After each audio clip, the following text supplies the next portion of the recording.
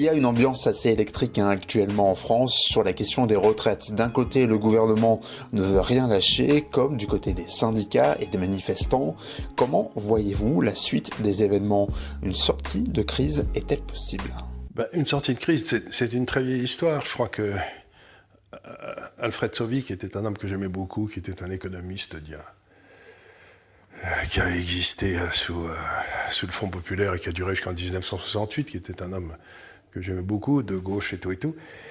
Et il avait prévu que vers le début, c'était un démographe, c'est lui qui a créé l'Institut national de la démographie, qui a créé aussi l'INSEE, qui a créé toute une série de choses.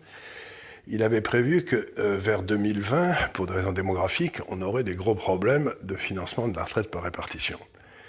Et ce que je trouve de plus extraordinaire, c'est que tout le monde le sait depuis à peu près... Je crois que le rapport Rocard sur la retraite, ça a été fait en 1988 ou quelque chose comme ça. Donc ça doit faire 30 ans. Donc ça fait à peu près 30 ans qu'on sait qu'il y a un problème qui arrive et qu'on n'arrive pas à le traiter. Et quelque part, je ne peux pas m'empêcher de penser que, encore une fois, c'est parce qu'il y a une absence d'explication totale de la part du gouvernement.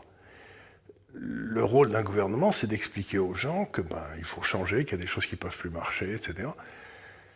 Et quand on a monté le système par répartition après la Deuxième Guerre mondiale, qui avait commencé d'ailleurs sous Pétain, enfin ça c'était une incidente, je crois qu'il y avait 4 actifs pour un retraité. Maintenant, on est à 1,7 actifs pour un retraité. Et ça va se dégrader dans les années qui viennent. Donc, quelque part, on sait très bien que le système qu'on a, c'est un système qui ne peut pas marcher. Parce imaginez que vous soyez un homme extrêmement compétent, jeune, qui a fait très bien des études, un ingénieur français, etc. S'il reste en France, on va lui prélever de plus en plus de ce qu'il gagne, de façon à payer les retraites aux gens qui ont des droits à la retraite. Bon, c'est le système tel qu'il existe à l'heure actuelle. Mais par contre, s'il prend la décision de prendre ses clics et ses claques, d'aller à Londres, où il y a des retraites par capitalisation, c'est-à-dire que lui, il est jeune, il peut commencer à se faire une retraite, il va avoir un niveau de vie qui va monter de 20, 30 ou 40% immédiatement. Donc, à la limite, c'est un système qu'on a bâti où on garantit une retraite en pouvoir d'achat à des gens, mais le PIB sur lequel s'appuie cette retraite pour être payée, lui, il n'est pas garanti. Donc si par hasard on a une chute du PIB, pendant une crise comme celle qu'on a eue en 2008-2009 ou des choses comme ça, à ce moment-là, ça veut dire que la part qui va être payée par les gens qui travaillent, va augmenter dans des proportions énormes, et c'est pas possible parce que tous les gens compétents vont se barrer, ce qui est déjà le cas. J'ai déjà le dire chez vous, mais je crois que quand je suis arrivé à Hong Kong, il y avait 5000 Français, c'était en 2001-2002. Maintenant, il y en a 25 000. Il y a plus de Français à Hong Kong qu'il n'y a de Britanniques, ce qui est quand même tout à fait extraordinaire. Donc, il faut dire la vérité aux Français, leur dire, écoutez, on est dans un système qui n'a pas d'avenir, et il faut réfléchir à la façon dont on va traiter ce problème. Alors, les Suédois l'ont traité de façon assez astucieuse, en créant dans le fond 4 ou 5 très grands fonds de pension, et chaque Suédois, qui ont des profils un peu différents, plus ou moins risqués, plus ou moins... Et chaque Suédois peut choisir son fonds de pension, qui est géré de façon compétitive vers les 4 ou 5 autres fonds de pension, ce qui fait que l'épargne suédoise va vers les entreprises suédoises, ce qui est quand même une chose... et vers le marché obligataire suédois. Donc, je suis un petit peu effaré, dans le fond, de la totale absence de préparation de ce gouvernement vis-à-vis du problème des retraites, parce que c'était pas à la CGT qu'il fallait s'adresser. C'était aux Français, encore une fois. Il fallait leur dire, voilà quelles sont les contraintes, voilà ce qui va se passer, voilà les différentes portes de sortie, et leur dire une fois de plus la vérité, parce qu'on a l'impression que tous ces gens au gouvernement pensent que tant qu'ils négocient avec ce qu'ils appellent les partenaires sociaux, ils font œuvre utile. Mais les partenaires sociaux, c'est pas les Français. Si vous voulez, je ne sais pas si vous le savez, mais il y a un certain nombre de syndicats qui, après la Seconde Guerre mondiale, ont été déclarés comme partenaires sociaux reconnus, c'est-à-dire la CGT, FO, je ne sais plus, il y en a 2 ou 3 autres. Et ça fait donc 60 ou 70 ou 80 ans que ces gens-là sont là, mais ils représentent plus grand-chose.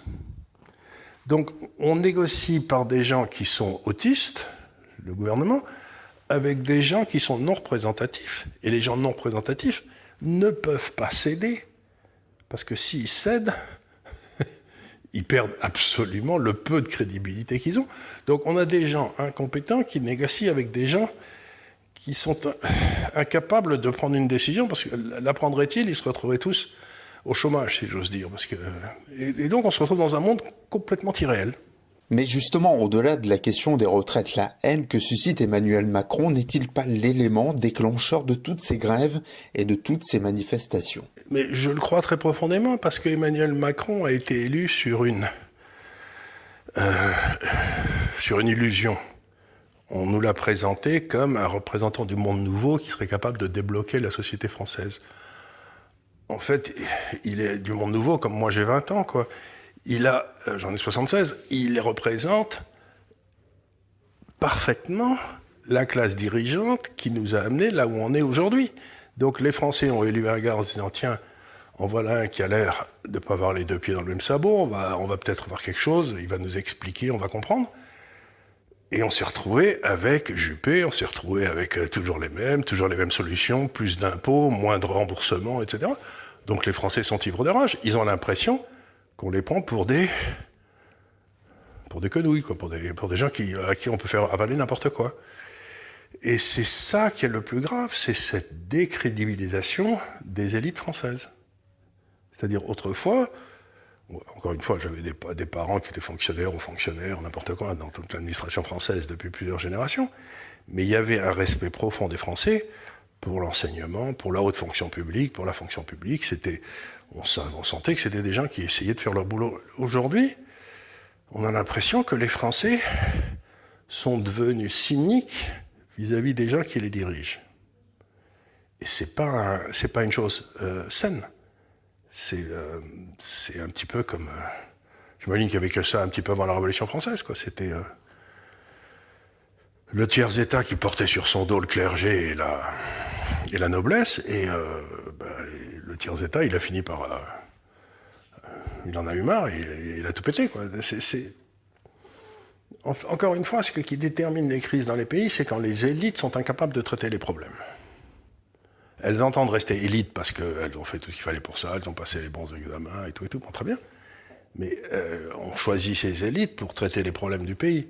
Aujourd'hui, les élites, c'est devenu un truc qui s'auto-sélectionne et qui a l'air d'être complètement coupé de ce que veut le pays. Et donc le pays est ivre de rage.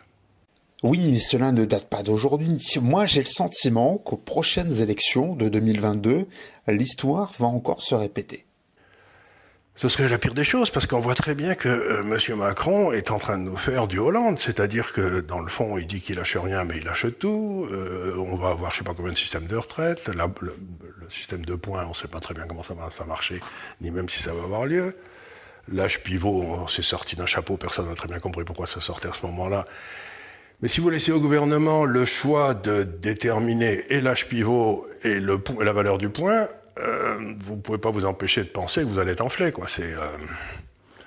Et donc vous allez avoir le pire des deux systèmes, quoi. C'est-à-dire un système par répartition, puisque c'est celui que les gens ont l'air de vouloir avoir, ce qui est une erreur. Et ce système de répartition va amener automatiquement, pour des raisons démographiques, à une baisse constante du niveau des retraites. Et les gens le savent. Donc, il y a un désenchantement total.